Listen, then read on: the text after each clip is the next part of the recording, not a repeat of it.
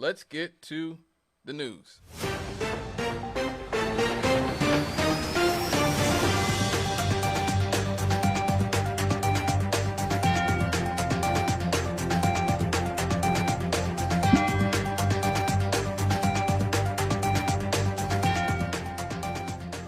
Diddy do it? Is Diddy done? The Diddy I am talking about, of course, is Sean P. Diddy, or Sean Puffy Combs. Started off as Sean Puffy Combs, then he was P. Diddy, then he was Diddy, then he was Diddy Love. But we're just going to go with Diddy for right now. Two properties owned by Sean Diddy Combs were raided by federal agents on Monday related to a sex trafficking investigation. The DHS, the Department of Homeland Security Investigations, New York, said that it executed a law enforcement action as a part of an ongoing investigation. Law enforcement sources told multiple news outlets that Sean Diddy Combs is the subject of a federal sex trafficking investigation. The warrant is out of the Southern District of New York. Now, a lawyer for Diddy, who has been accused of sex trafficking by his ex-girlfriend Cassie, producer Lil Rod Jones, and Jane Doe since November, said in a statement on Tuesday that the searches carried out by federal authorities at the rapper's Miami and Los Angeles homes were a gross overuse of military force, and insisted that Combs is innocent and will continue to fight to clear his name. Yeah, I actually saw that on the news while it was happening. They had his sons out there all on the streets, and I was going, wow, you need all this for Diddy? You know, I'm not defending Diddy here. Diddy is somebody who's been considered by a lot of people a snake within the hip-hop world for many years. And there's even some talk that even Biggie Smalls, who was supposedly his best friend in the world, was not as fond of Diddy as people would like to say. But ultimately, Diddy's not now Al-Qaeda now, or ISIS. I don't know why they had to have like tanks rolling up to Diddy's house or whatever. It did look like they were raiding Osama bin Laden's compound in the raid. Investigators seized phones from Combs, who has gone by the names Puff Daddy, at Miami's Opa-locka Executive Airport, where the Bad Boy Records founder was about to travel to the Caribbean with an entourage, law enforcement sources told NBC News. Footage obtained by TMZ showed him pacing at the airport. Oh boy. At the airport, Brendan Paul, who has ties to Combs, was taken into custody by Miami-Dade on cocaine and marijuana possession charges.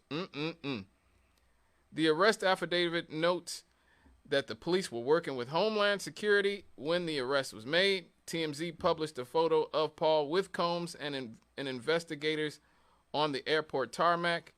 Jones's lawsuit against Combs, filed in February, claims that Paul, who is a former college basketball player, works as Combs' mule, acquiring and distributing drugs and guns. Yeah, that guy Brendan Paul used to play for Syracuse University under Jim Boeheim, who had their own investigations a few years ago. I forget what that was about. But yeah, he was sort of a he was sort of a bench player for that team. It's sort of odd that he would end up working for Diddy in those circumstances. I would like to see more of where their connection starts and where it happened. Now, it is unclear whether Combs traveled to the Caribbean as planned. I don't think he did, because people are still seeing pictures of Diddy all over Miami. So, but there were reports the day of, when it was happening, that his plane had flown to Antigua. And so I remember that. I remember when the raid first happened, people were like, yeah, he in Antigua. Or he had flown to Cape Verde, that has no extradition treaty to the United States. But as far as we've seen, he's still in Miami, because we've seen pictures of him very recently.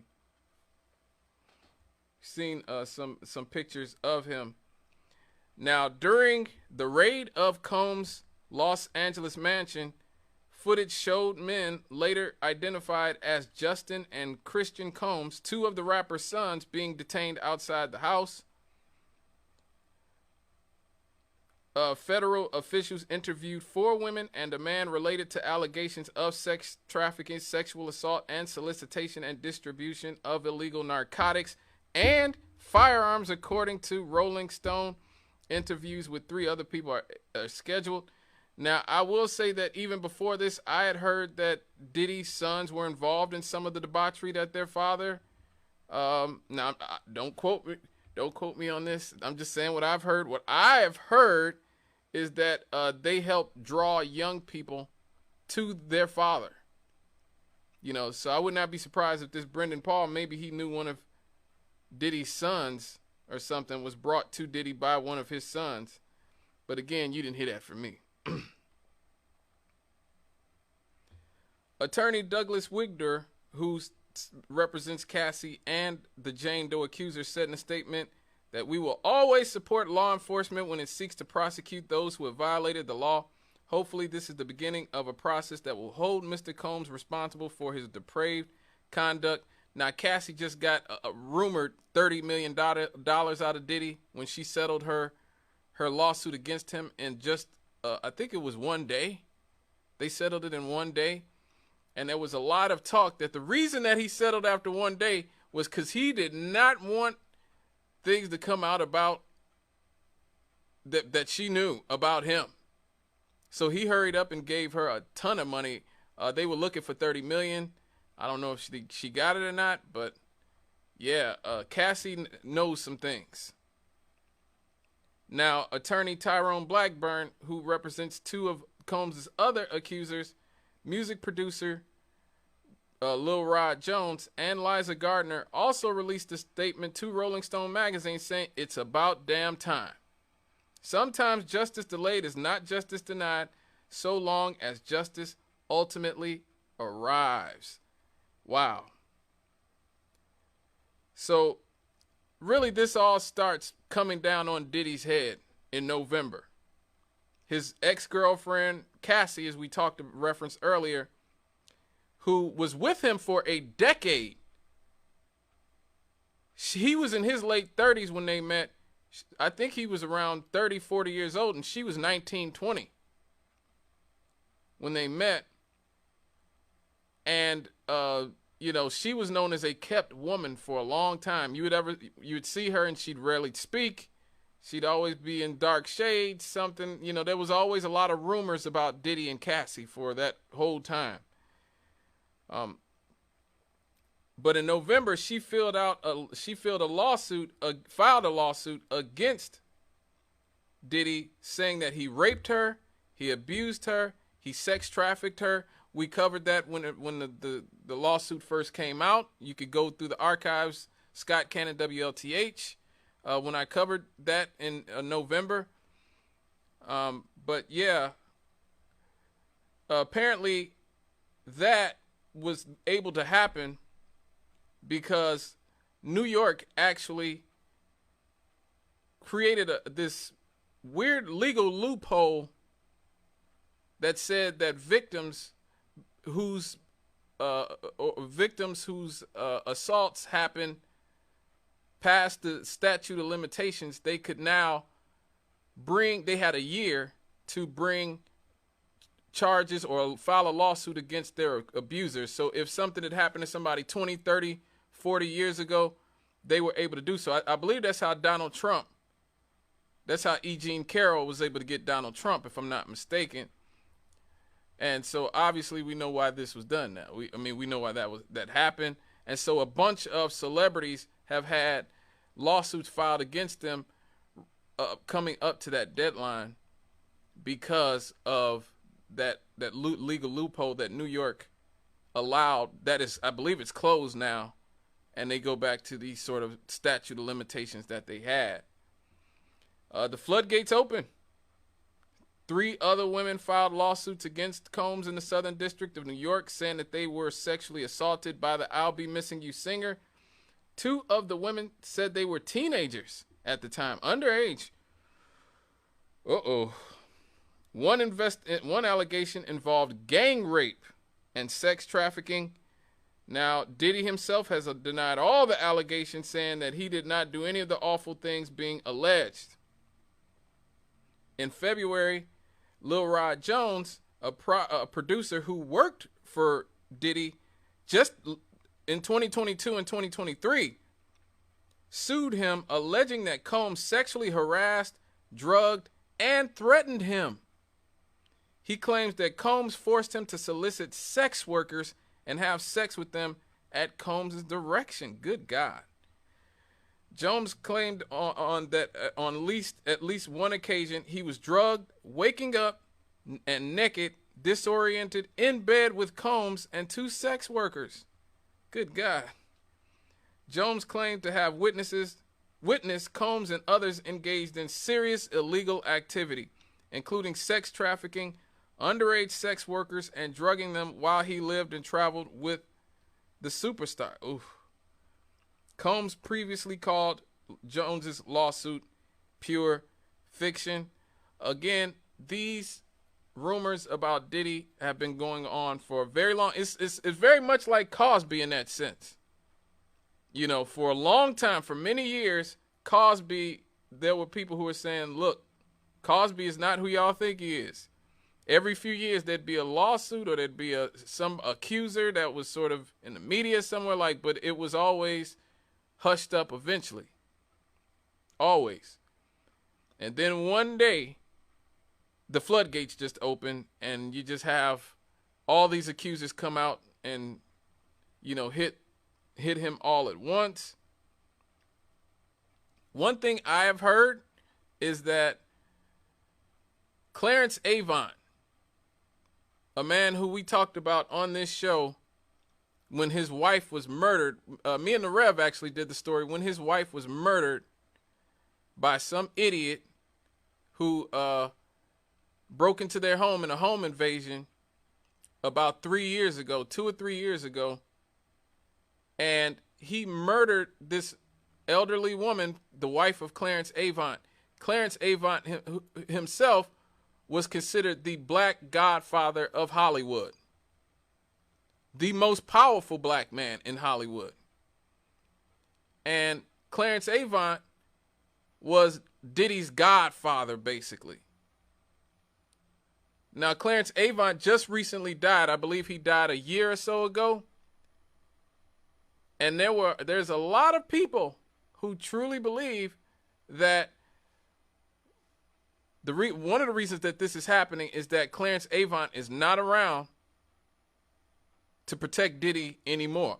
Diddy himself, in the documentary about Clarence Avant, said that with his own mouth in the documentary that Clarence Avant had kept him from getting arrested a bunch of times. He said that. Clarence Avant protected me from getting arrested. It is also known that Clarence Avant is the person who got Diddy out of L.A. When Biggie Smalls was murdered in 1997, allegedly by the Bloods, they were looking for Diddy. That's who they were coming for. They got Biggie, but they were looking for Puffy Combs at the time. It was Clarence Avant supposedly who got Puffy / P. Diddy / Diddy out of L.A. safe and sound and allowed him to go back to the East Coast in one piece after Biggie was murdered.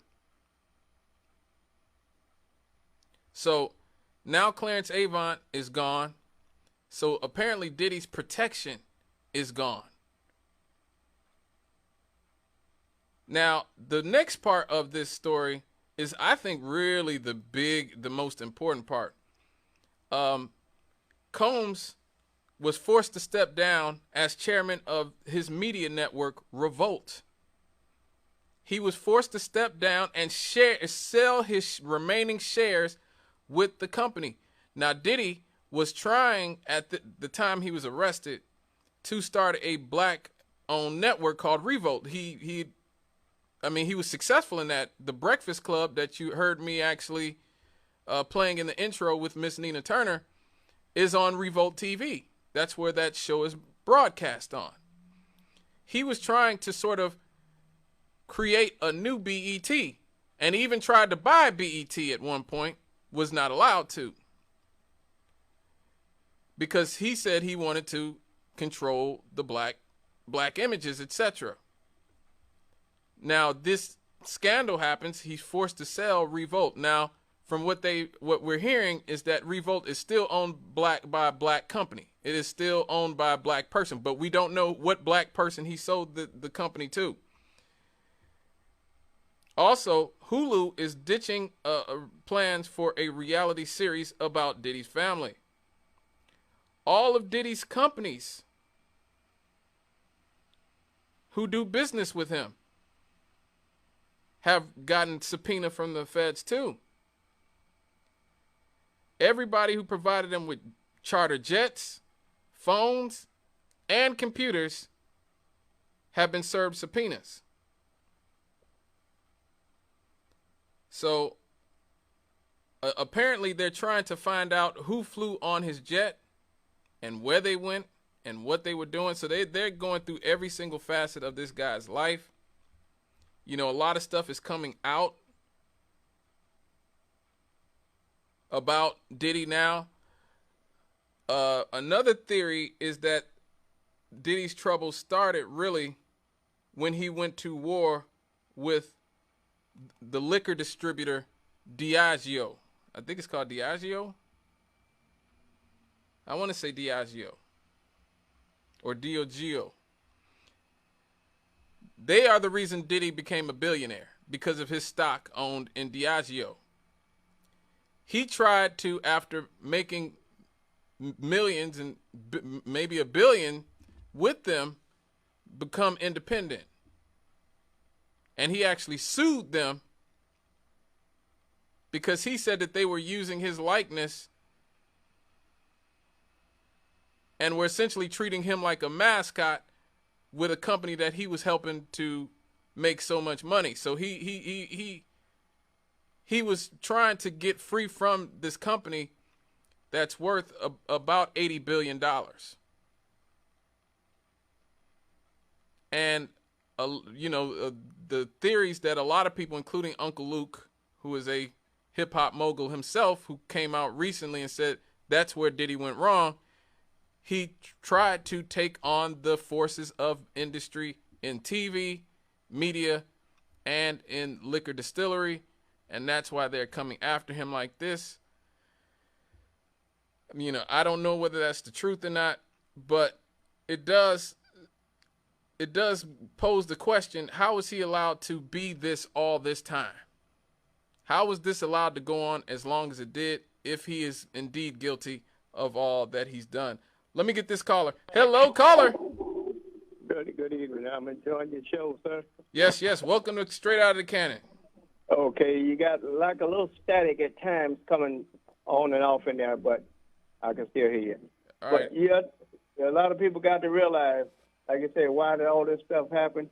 It's all about, like the OJ say, that almighty dollar. Mm-hmm. That being green. A lot of these young girls, they don't understand what they're getting into. They just eye gaze at this celebrity, Mm-hmm. just be around him. Just like R. Kelly, same thing. And you got all them guys working for him, making big money, as they call it, the entourage, like 15, 20 people following you around, getting these young girls in situations that they never thought they would be in. And you got a lot of parents know that their daughters are hanging around somebody like that, but they're thinking about money. Thinking about money. Yep. Them girls probably wind up pregnant or getting abortions or whatever, so won't nobody do anything. But like you said, a lot of that stuff come back from years, all these years that's been going on with celebrities and things. Money. Use the girl as long as you want her, and hey, toss her to the side and look for another one. Mm-hmm. So, and like you say, there's a lot of them start coming forth now about different things. Even like you say, dudes. Mm-hmm. But it's all about that money. How much can we get now? Oh, that girl sued him for this, that, and other. But still, if you go through stuff like that, you still got to watch your back because you don't think they're going to take that line down. Mm. Like Trump, that lady, all that money he had to pay her. If we did half the stuff Trump did, we'd been in jail the rest of our life. Oh yeah. And Absolutely. he always tells people, "I'm smart." He's going to be our next president, whether we want him or not. You watch. And the first thing he's going to do is pardon himself and look out for some of them guys that he called his good buddies, his good old boys there. And like you say, hopefully if he's in there 4 years or 8, they probably put him back in there again if he's still alive. But like this man say, may God help us all. Yeah, I heard that. Okay. Thank you for your call. I got to go to another caller. Oh, man. Okay. All right, thank you. Hello, caller. Hey, Scott, how you doing? What's up? Look, man, the whole world knows, you know that I know, and common sense tell everybody. For blacks get involved with a whole lot of money. Mm-hmm. The federal government just go in there. Hell, Uncle Sam go in there and set them up and take it. Now, listen to me good. All these girls that they keep talking about, look, Uncle Sam got some of the most beautiful, prettiest prostitutes on this earth. Do you understand me? Oh, yeah.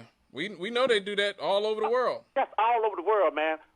Why can't these millionaire black guys, why can't they see, well, wait a minute, these pretty women's coming like this? Uncle Sam set people up. Mm-hmm. Why can't people see this? Yep. Man, I'm going to put it like this. I'm not going to use no you word to you. But Uncle Sam, whoever get rich and Uncle Sam will go get it. I don't care how we look at it. Scott, I'm telling you, God give a fact. Mm-hmm. A thief. Do you think, who's the worst, who you think the worst thieves on this earth? What'd you say? Who do you think is the worst thieves on this earth? Oh, the United States government, of course. Bye, man. Bye, man. Bye. All right. Okay. Thank you for your call, brother. Okay, bye. It's all good. Yeah, the greatest purveyor of violence in the world, the United States government. That's what Martin Luther King called them back in 1968, right before he was murdered. The greatest purveyor of violence in the world. And they've gotten a lot worse. You better believe that. Martin Luther King was just talking about Vietnam at the time. Since Vietnam, Iraq, Afghanistan, Libya, Syria, Somalia, I always have to tell people that, look, when Eisenhower was talking about the military-industrial complex, it was small at that time. Now we spend $800 billion per year on the military. $800 billion with a B. We are close to $1 trillion. We have 900 military bases around the world. Don't think that, the militarism that we are extending around the world does not come back here. Like I said, they rode up with tanks to Diddy's house. They rode up with with military precision to Diddy's house. I mean, like he was Osama bin Laden or something. But what I found strange was that they did not arrest him. They didn't arrest him. So, to me, that says that, I believe it was Candace Owens who said that raid was not about finding something to arrest Diddy on. It was about destroying evidence of the rich and powerful people that he had dirt on. Because that is really the talk that's coming out, that Diddy was essentially the black Jeffrey Epstein. That he was running a honeypot organization where he even in the lawsuit, Sir Lil Rod Jones says that Diddy has cameras in every room of his house. This is a man who was finding dirt, digging up dirt on all of these celebrities, politicians, and maybe blackmailing them with it. So once you start looking into Diddy's history, you go back to his father. His father, Melvin Combs, was a street hustler, was a gangster who was murdered when Diddy was, I think they said, 3 or 4 years old.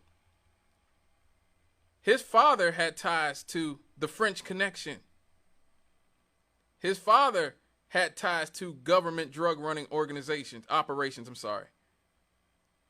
So when you start looking at Diddy's history, from his father and his ties to the heroin game, the drug running game, and who had ties to government drug operations, to now Diddy possibly being the Black American Jeffrey Epstein, digging up dirt on politicians, you realize that what we're talking about is something a lot more than just, what we were talking about with R. Kelly or even a Bill Cosby or somebody. We're talking about something where politicians might be implicated eventually. We saw Prince Harry was mentioned, though it is only said that he only met P. Diddy one time, and that was with his brother, William. I think some of that is the crown in England trying to sully Harry's name and his wife. That's what they like doing. They love slandering Harry and Meghan. But ultimately, this goes a lot deeper than I believe is being led on. We've heard some of about some of the women who are being allegedly kept as his personal sex work. As Cleveland said, some of the most beautiful women in the world were on his payroll, I guess, helping to catch these people in flagrante, as they say. Famous rappers, famous models were on the payroll as sex workers, his personal sex work task force or something. Yeah, this goes a lot deeper than just a rapper who's a little bit of a perv. But we will keep you updated as new information comes out on this story, because like I said, this is important. This is a lot bigger than even the Cosby or R. Kelly case, or maybe even Harvey Weinstein. It might be even bigger than that. We might be talking about the government being involved in some capacity, or at least figures with ties to the government involved on some level. All right, when we come back, folks, we are going to talk about Nickelodeon and Kids TV, and are they grooming your children? Are they? You won't want to miss this when we come back. Straight out of the cannon. We'll be right back after these.